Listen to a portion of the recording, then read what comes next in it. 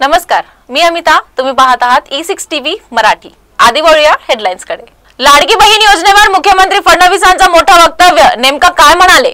मुंबईत पाताल लोक तयार होत आहे, मुख्यमंत्र्यांनीच दिली माहिती. धनंजय मुंडे स्टार प्रचारक आणि अजितदादांचा बीडच्या प्रचार सभेला दांडी. 20-20 लाखात 4 उमेदवार फोडले, योगेंद्र पवारांचा दादांवर गंभीर आरोप. उद्धव ठाकरे संजय राऊत यांच्या भेटीला. सध्या राऊतांची प्रकृती कशी? राऊत यांच्या प्रकृतीबाबत मोठी अपडेट. तलवार घेऊन मैदानात दिसतील. ठाकरे आजकाल खूप सेक्युलर. बाबरी मस्जिद मुद्द्यावरून जलील यांचा निशाणा. दुसऱ्यांची पोरं आपली सांगू नका. गुलाबराव पाटलांचा अजित पवार हा खोचक टोला. तुम्ही IIT बॉम्बे कायम ठेवले म्हणून मी खुश. केंद्रीय मंत्र्यांच्या विधानाने राजकारणात खळबळ. बर्थडेचं असलं कसलं सेलिब्रेशन. पेट्रोल ओतलं आणि लावली आग. आमचे ठरले, राज्यात सरकार म्हणून आम्ही एक आहोत. चंद्रशेखर बावनकुळे. भरधाव वेगात कंट्रोल सुटला. मिनी ट्रॅव्हल्स हवेत. पलटणमध्ये भीषण अपघात. नागपूरच्या काटोलमध्ये 34 किलो गांजा जप्त. भाजपा युवा मोर्चाच्या तालुका अध्यक्षाला अटक. अतिवेग नडला. कर्नाटक डेपोची बस थेट दरीत कोसळली. 20हून अधिक प्रवासी जखमी. मुंबईत 11 लाख दुबार मतदार. निवडणूक आयोगाचे शिक्कामोर्तब. सत्याचा मोर्चाचा मोठा परिणाम. तर बुलेटिनच्या सुरुवातीलाच एक अत्यंत महत्त्वाची बातमी समोर येत आहे. मुख्यमंत्री देवेंद्र फडणवीस यांनी लाडकी बहीण योजना बंद होणार असल्याचा अफवांवर स्पष्टीकरण दिले आहे. मी मुख्यमंत्री असेपर्यंत ही योजना बंद होणार नाही, अशी अमरावती येथील प्रचार सभेत बोलताना ग्वाही त्यांनी दिली आहे. मुख्यमंत्री देवेंद्र फडणवीस यांनी लाडकी बहीण योजना बंद होणार असल्याचं अफवांवर स्पष्टीकरण दिले आहे. मी मुख्यमंत्री असेपर्यंत ही योजना बंद होणार नाही, अशी अमरावती येथील प्रचार सभेत बोलताना ग्वाही त्यांनी दिली आहे. निवडणुकीपूर्वीच काही लोक म्हणत होते की या सरकारने घोषित केलेल्या योजना आता बंद केल्या जातील, परंतु ही योजना 1 वर्ष पूर्ण होऊनही सुरूच आहे आणि जोपर्यंत मी मुख्यमंत्री पदावर आहे तोपर्यंत माझ्या बहिणींसाठी ही योजना कायम राहील, असे फडणवीस यांनी ठामपणे सांगितले. त्यांच्या या विधानाने या योजनेचा लाभार्थ्यांना मोठा दिलासा मिळाला आहे. तर मुंबई शहराला भेडसावणाऱ्या वाहतूक कोंडीवर कायमस्वरूपी तोडगा काढण्यासाठी राज्य सरकारने अनेक महत्त्वाकांक्षी योजना हाती घेतल्या आहेत. राज्याचे मुख्यमंत्री देवेंद्र फडणवीस यांनी सोमवारी जाहीर केले की मुंबईत आता भुयारी मार्गांचे एक मोठे जाळे तयार केले जाणार आहेत, ज्यामुळे वाहतुकीला एक समांतर रस्ते प्रणाली उपलब्ध होईल. त्यांनी मिश्किलपणे या योजनेला पाताल लोक असे नाव दिले आहे, जो शब्द एका प्रसिद्ध हिंदी वेब सिरीज मुळे लोकप्रिय झाला आहे. देवेंद्र फडणवीस म्हणाले की मुंबईतील 60% वाहतूक ही वेस्टर्न एक्सप्रेस हायवेवर चालते, मात्र येथे वाहतूक कोंडीची मोठी समस्या आहे. वाहतुकीची कोंडी पूर्णपणे दूर करण्यासाठी भुयारी मार्गांचे पाताल लोक जाळी करणार आहे. हे जाळे सध्याच्या रस्त्याचे एक शॅडो नेटवर्क म्हणून काम करेल. या नवीन समांतर रस्त्यावर वाहनांचा सरासरी वेग 80 किलोमीटर प्रति तास असेल. मेट्रो कॉरिडॉरचा विस्तार या योजनेला पूरक असेल, असेही त्यांनी नमूद केले आहे. वळूया पुढच्या बातमीकडे. बीड जिल्ह्यात राष्ट्रवादी काँग्रेसचे स्टार प्रचारक धनंजय मुंडे यांची अनुपस्थिती लक्षवेधी ठरली आहे. बीड शहरातील सिद्धिविनायक कॉम्प्लेक्स मध्ये झालेल्या 3ऱ्या प्रचार सभेलाही मुंडे गैरहजर होते. अजित पवारांनी आपल्या भाषणांमध्ये परळी किंवा धनंजय मुंडे यांचा उल्लेख टाळल्याने राजकीय वर्तुळात अनेक तिरकवळतक लढवले जात आहेत. बीड जिल्ह्यात सध्या अजित पवारांच्या प्रचार सभाची रणधुमी सुरू आहे. या सभांमध्ये राष्ट्रवादी काँग्रेसचे स्टार प्रचारक धनंजय मुंडे यांची अनुपस्थिती लक्षवेधी ठरली आहे. बीड शहरातील सिद्धिविनायक कॉम्प्लेक्स मध्ये झालेल्या 3ऱ्या प्रचार सभेलाही मुंडे गैरहजर होते. बीड जिल्ह्यात सध्या अजित पवारांच्या प्रचार सभाची रणधुमी आहे. बीड शहरातील सिद्धिविनायक कॉम्प्लेक्स मध्ये झालेल्या 3ऱ्या प्रचार सभेलाही मुंडे गैरहजर होते. अजित पवारांनी आपल्या भाषणामध्ये परळी किंवा धनंजय मुंडे यांचा उल्लेख टाळल्याने राजकीय वर्तुळात अनेक तर्कवितर्क लढवले जात आहेत. अजित पवारांनी अंबाजोगाई, धारूर, माजलगाव, गोबराई आणि बीड या तालुक्यांमध्ये सभा घेणार असल्याचे स्पष्ट केले. याच सभेत अजित पवारांनी बीडमध्ये 150 कोटी रुपयांचा भ्रष्टाचार झाल्याचा गंभीर आरोप केला आहे. भ्रष्टाचार करण्यानंतर कठोर कारवाई केली जाईल, असेही त्यांनी स्पष्ट केले. आता पुढची बातमी येत आहे बारामती मधून. बारामती नगरपालिकामध्ये पुन्हा एकदा राष्ट्रवादी काँग्रेसमधील 2 गटांमध्ये मुख्य लढत पाहायला मिळत आहे. शरद पवारांच्या राष्ट्रवादी काँग्रेसचे नेते योगेंद्र पवारांनी अजित पवारांवर गंभीर आरोप केले आहेत. बारामती नगरपालिकेच्या निवडणुकीत अजित पवारांनी त्यांचे 4 उमेदवार 20-20 लाख रुपये देऊन फोडले आणि त्यांना माघार घ्यायला लावली असे योगेंद्र पवार म्हणाले आहे। बारामती नगरपालिकामध्ये पुन्हा एकदा राष्ट्रवादी काँग्रेसमधील 2 गटांमध्ये मुख्य लढत पाहायला मिळत आहे। शरद पवारांच्या राष्ट्रवादी काँग्रेसचे नेते योगेंद्र पवारांनी अजित पवारांवर गंभीर आरोप केले आहेत। बारामती नगरपालिकेच्या निवडणुकीत अजित पवारांनी त्यांचे 4 उमेदवार 20-20 लाख रुपये देऊन फोडले आणि त्यांना माघार घ्यायला लावली असे योगेंद्र पवार म्हणाले। बारामती नगरपालिकेचे एकूण 41 जागा आहेत, त्यापैकी अजित पवारांच्या राष्ट्रवादीचे 8 उमेदवार बिनविरोध निवडून आले आहेत। उर्वरित 33 जागांवर मतदान होणार आहे। याच 8 बिनविरोध जागांपैकी 4 जागांवर शरद पवारांच्या राष्ट्रवादीच्या उमेदवारांना 20-20 लाख रुपये देऊन माघार घ्यायला लावल्याचा आरोप योगेंद्र पवारांनी केला आहे। दुसरीकडे अजित पवारांच्या गोटातून या आरोपांना अफवा संबोधून बारामतीकरांचा योगेंद्र पवारांवर विश्वास नसल्याचं म्हटलं जात आहे। ही निवडणूक विकासाची असल्याचे अजित पवार यांनी स्पष्ट केलं आहे। शिवसेना उद्धव बाळासाहेब ठाकरे पक्षाचे प्रमुख उद्धव ठाकरे यांनी पक्षाचे नेते आणि खासदार संजय राऊत यांच्या भांडूप येथील निवासस्थानी भेट देऊन त्यांच्या प्रकृतीची विचारपूस केली आहे। मिलिंद नार्वेकर यांच्यासह ठाकरे हे राऊत यांची मैत्री निवासस्थानी पोहोचले होते। गेल्या काही दिवसांपासून संजय राऊत यांची प्रकृती खालावली असून त्यांच्यावर फोर्टिस रुग्णालयात उपचार सुरू आहेत। संजय राऊत यांनी स्वतः 30 ऑक्टोबर रोजी एका निवेदनाद्वारे जाहीर केले होते की ते गंभीर आजाराने त्रस्त असून 2 महिने सार्वजनिक आणि राजकीय कार्यक्रमापासून दूर राहणार आहेत। सध्या त्यांच्यावर घरीच उपचार सुरू असून ते नियमितपणे फोर्टिस रुग्णालयात उपचारांसाठी जातात। प्रकृती अस्वस्थ असतानाही संजय राऊत हे सामना वृत्तपत्रातील संपादकीय लिखाण आणि सोशल मीडियाद्वारे राजकीय घडामोडींवर लक्ष ठेवून आहेत। उद्धव ठाकरे यांच्या या भेटीमुळे राजकीय वर्तुळात चर्चांना उधाण आले आहेत, परंतु ही भेट प्रामुख्याने राऊत यांच्या प्रकृतीची विचारपूस करण्यापुरतीच मर्यादित असल्याचे सांगण्यात आले आहे। उद्धव ठाकरे यांनी नेते संजय राऊत यांच्या भांडूप येथील निवासस्थानी भेट दिली आहे।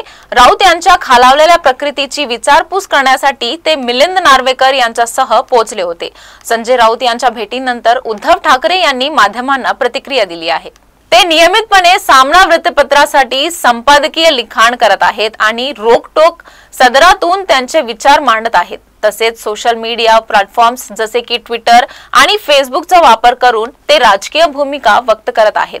त्यामुळे थेट पत्रकार परिषदांमध्ये अनुपस्थित असले तरी त्यांची राजकीय सक्रियता कायम आहे। उद्धव ठाकरे म्हणाले, सध्या मी संजय राऊतांना फोन करत नाही, त्यामुळे सुनील राऊत यांना राऊतांच्या प्रकृतीबद्दल विचारपूस करण्यासाठी छळत असतो। खूप दिवसापासून भेटायचं होतं, आज भेट झाली। संजय राऊत आज खूप फ्रेश दिसले। पुन्हा एकदा लवकरच संजय राऊत तलवार घेऊन मैदानात दिसतील असं विधानही उद्धव ठाकरे यांनी राऊतांच्या भेटीनंतर केलं आहे।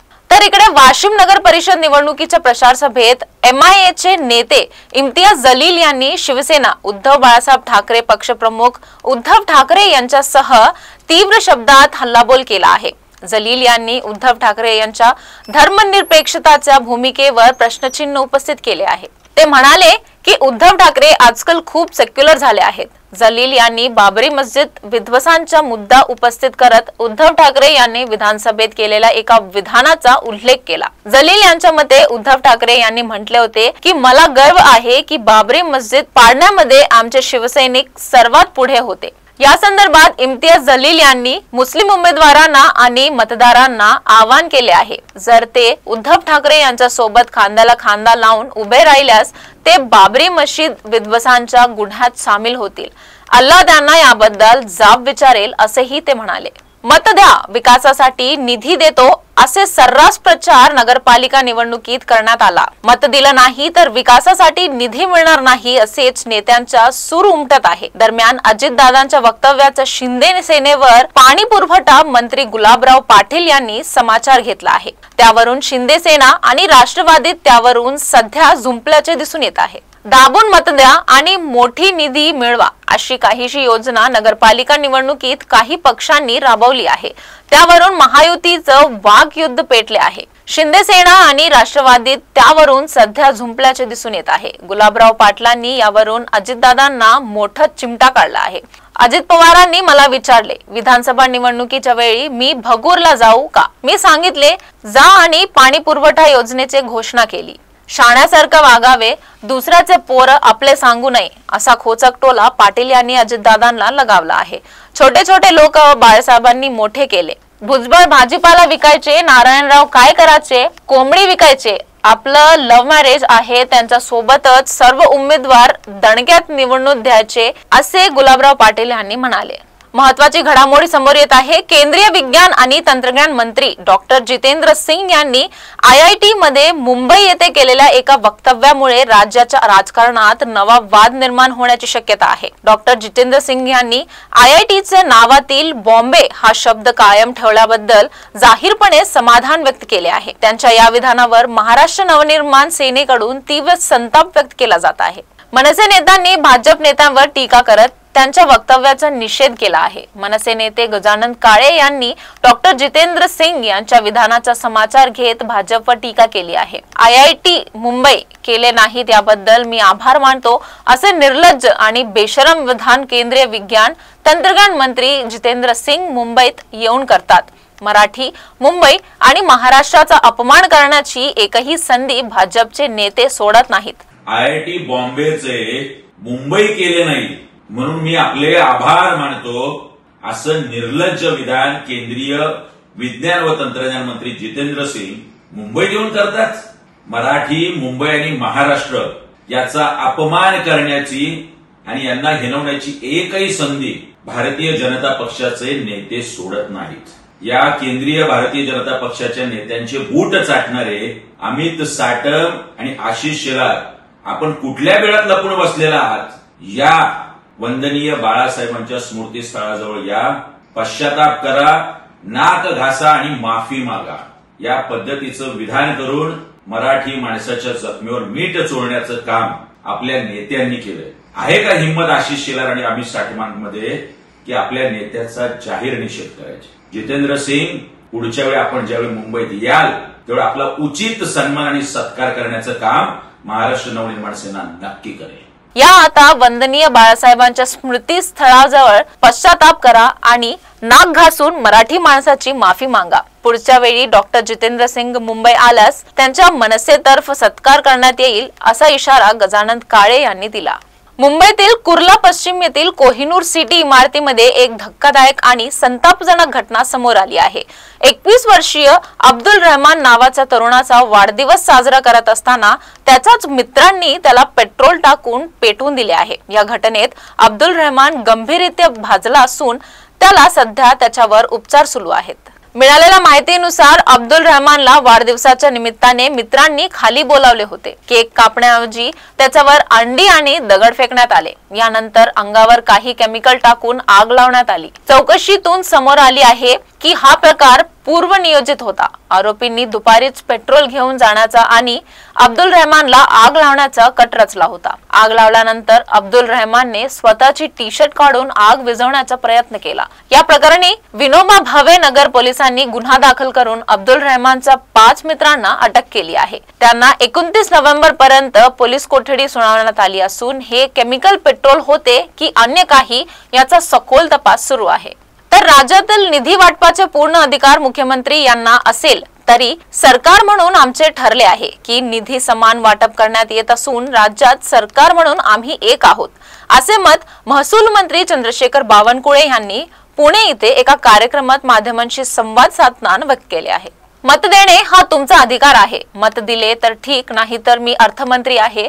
कुणाला कुठे किती निधी द्यायचं हे माझा अधिकार आहे. तुम्ही काट मारली तर मीही काट मारेन असे वक्तव्य अजित पवार यांनी बारामतीत बोलताना केले होते. त्यांच्या याच वक्तव्यावर पुणे येथे एका कार्यक्रमात मंगळवारी बावनकुळे म्हणाले की अजित पवार यांनी बारामतीत गेली अनेक वर्ष काम केले आहे. उपमुख्यमंत्री आणि अर्थमंत्री असल्याने मतदारसंघाचा विकास जास्त होतोच. कुणीही असेल तरी असेच करेल असे सांगत उपमुख्यमंत्री अजित पवार यांच्यावर स्तुतिसुमने उधळत बावनकुळेंनी पाठराखण केली आहे. राज्यातील निधी वाटपाचे पूर्ण अधिकार मुख्यमंत्री यांना असेल तरी सरकार म्हणून आमचे ठरले आहे की निधी समान वाटप करण्यात येत असून राज्यात सरकार म्हणून आम्ही एक आहोत असे मत महसूल मंत्री चंद्रशेखर बावनकुळे यांनी पुणे येथे एका कार्यक्रमात माध्यमांशी संवाद साधताना व्यक्त केले. फलटण तालुक्यातील बरड येथे एक भीषण अपघात झाल्याचं समोर आलं आहे। गाडीवरच नियंत्रण सुटल्याने मिनी ट्रॅव्हल्सचा अपघात झालाय। याच मध्ये रस्त्यावर उभा असलेल्या एकाचा मृत्यू झाल्याचे पाहायला मिळत आहे। फलटण तालुक्यातील बरड येथे एक भीषण अपघात झाल्याचं समोर आलं आहे। गाडीवरच नियंत्रण सुटल्याने मिनी ट्रॅव्हल्सचा अपघात झालाय। फलटण तालुक्यातील बरड येथे हा अपघात झाला असून याच्यामध्ये रस्त्यावर उभा असलेल्या एकाचा मृत्यू झाला आहे। सदर अपघाताची घटना सीसीटीव्ही मध्ये कैद झाली आहे। संत ज्ञानेश्वर महाराज पालखी महामार्गावर हा अपघात झाला आहे। पंढरपूरच्या दिशेने भरधावाने वेगाने आलेल्या चालकाचे नियंत्रण सुटलं आणि त्यानंतर थेट डिवायडरला जाऊन ट्रॅव्हल्स धडकली। सदर अपघातामध्ये एकाचा मृत्यू झाला आहे तर ट्रॅव्हल्स मधील 6 ते 7 जण जखमी झाले आहेत, अशी माहिती स्थानिकांनी दिली आहे। वळूया पुढच्या बातमीकडे। नागपूर पोलिसांच्या अंमली पदार्थ विरोधी कारवाईला पुन्हा एकदा यश आले आहे। नागपूर जिल्ह्यातील काटोलमध्ये अंमली पदार्थ विरोधी पथक आणि काटोल पोलिसांनी संयुक्तरित्या केलेल्या कारवाईत तब्बल 34 किलो गांजा जप्त करून 6 जणांना अटक करण्यात आली आहे। दरम्यान या कारवाईतील मुख्य आरोपी समीर राऊत हा नरखेड तालुक्यातील शेर भगत सिंग या नावाने सामाजिक संघटना चालवत होता। त्याचे पुढील पाऊल हे राजकीय होते। यामुळे नरखेड तालुक्यातील मोठ्या संख्येने 20 ते 25 वयोगटातील युवा त्याला जोडले गेले आहेत। अशातच त्याची अंमली पदार्थ विक्रीत असलेल्या सहभाग हा युवांकरता अतिशय जोखमीचा असल्याचा बोलले जात आहे। गांजा विक्रीमध्ये काटोल ग्रामीण मंडळ भाजप युवा मोर्चा अध्यक्ष तथा सरपंच वैभव दिलीप काळे 28 या युवा पदाधिकाऱ्यांचा समावेश असल्याने चर्चाच उधाण आले आहे। सर्व आरोपी हे 22 ते 28 वर्ष वयोगटातील असल्याने हे रॅकेट आणखी किती मोठे आहे, त्याचे नेमके लिंक कसे लागेल आणि यात आणखी कोणी पदाधिकारी आहेत का याचा शोध सध्या सुरू आहे। कर्नाटकातील उत्तर कन्नड जिल्ह्यात रायचूर ते कारवार मार्गावर अपघाताची एक गंभीर घटना समोर आली आहे। रायचूर ते कारवार KSRTC बस अनियंत्रित होऊन अंकोला तालुक्यातील वज्रई येथील नवमी हॉटेल जवळ नॅशनल हायवे 63 वर दरीत कोसळली आहे। या भीषण अपघातामुळे 20 पेक्षा अधिक प्रवासी जखमी झाल्याची माहिती आहे। मिळालेल्या माहितीनुसार बस चालकाचा अतिवेग हा अपघाताचे प्रमुख कारण असल्याचे प्राथमिक तपासात समोर आले आहे। बस अचानक अनियंत्रित झाल्यानंतर चालकाला वाहनावर नियंत्रण ठेवता आला नाही आणि बस थेट दरीत कोसळली। अपघातानंतर परिसरातील स्थानिक नागरिकांनी तातडीने घटनास्थळी धाव घेत बचाव कार्य सुरू केले। यल्लापूर आणि अंकोला पोलिसांनीही तात्काळ मदत कार्य सुरू करत जखमींना बाहेर काढण्यात मदत केली। या भीषण अपघातामुळे परिसरात खळबळ उडाली असून 20 पेक्षा अधिक प्रवासी जखमी झाले आहेत। त्यापैकी दोघांची प्रकृती गंभीर असल्याची माहिती मिळत आहे। जखमी प्रवाशांना तातडीने अँब्युलन्सद्वारे जवळच्या रुग्णालयात हलवण्यात आले। गंभीर जखमीवर उपचार सुरू आहेत। अपघाताची माहिती मिळताच पोलीस पथक घटनास्थळी दाखल झाले असून संपूर्ण प्रकरणाची नोंद अंकोला पोलीस ठाण्यात करण्यात आली आहे। मुंबई महापालिका निवडणुकापूर्वीच मतदारांचा मोठा घोळ समोर आला आहे। मुंबईतील मतदार यादीत 11 लाख दुबार नावं असल्याची धक्कादायक माहिती समोर आली आहे। राज्य निवडणूक आयोगानेच त्यावर शिक्कामोर्तब केले आहे। एका व्यक्तीचे नाव तर मतदार यादीत 103 वेळा आले आहेत। यामुळे खळबळ उडाली आहे। महापालिकेने मतदार यादी शुद्धी मोहीम राबवण्यासाठी वेळ मागितल्याची माहिती समोर येत आहे। या नवीन अपडेटमुळे गेल्या महिन्यात सत्याचा मोर्चा योग्य करण्यासाठी काढण्यात आला होता, अशी चर्चा सुरू झाली आहे। तर काही जण हा या मोर्चाच परिणाम असल्याचा दावा करत आहेत। केवळ एका व्यक्तीचे नाव 103 वेळा आलेले नाही तर अजून एक मोठी धक्कादायक बाब समोर आली आहे। त्यानुसार 4,33,000 व्यक्तींची नावे अनेकदा मतदार यादीत घुसवण्यात आलेली आहे। हा आकडा धक्कादायक आहे। एकापेक्षा अधिक वेळा या व्यक्तींचे नाव मतदार यादीत सापडली आहेत। विशेष म्हणजे सुप्रीम कोर्टात सुनावणी दरम्यान निवडणूक आयोगाने अगोदरच मतदार याद्यांचे शुद्धीसाठी वेळ मागून घेण्यासाठी युक्तिवाद का केला नाही, असा सवालही विचारला जात आहे। तर या होत्या आजच्या बातम्या। पुन्हा उद्या भेटू, तोपर्यंत पाहत रहा E6 TV मराठी।